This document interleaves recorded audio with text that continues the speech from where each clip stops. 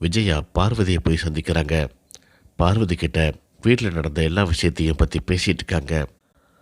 பாவம் இந்த ரோஹிணி ஏற்கனவே அவள் பணத்தை பறி கொடுத்துட்டு தவிச்சிட்டு இருக்கிறா. இந்த நேரத்தில் ஒவ்வொரு விஷயத்துலேயும் அவளை அசிங்கப்படுத்தியே பேசிகிட்டு இருக்காங்க. வீட்டில் இந்த முத்துவும் மீனாவும் சேர்ந்துக்கிட்டு பண்ணுற அட்டூழியம் தாங்க முடியல.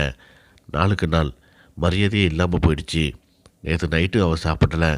இன்றைக்கி காலையிலையும் சாப்பிடாம பார்லருக்கு போயிட்டா. ஒரு 8 பார்லருக்கு போயிட்டு அவள் எப்படி இருக்கிறான்ட்டு பார்த்துட்டு வரலாம் அப்படின்னு சொல்லிட்டு பார்வதியை கூட்டிக்கிட்டு விஜயா பார்லருக்கு போகிறாங்க.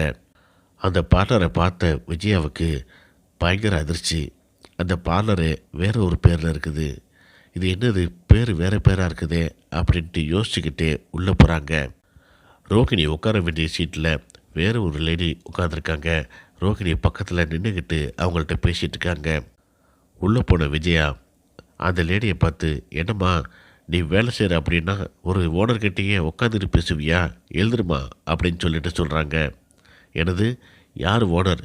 நான் தான் இந்த பார்லருக்கு ஓனர் அப்படின்ட்டு அந்த லேடி சொல்கிறாங்க.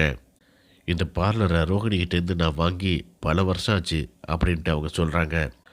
இதை கேட்ட விஜயாவுக்கு பயங்கர அதிர்ச்சியாக இருக்குது.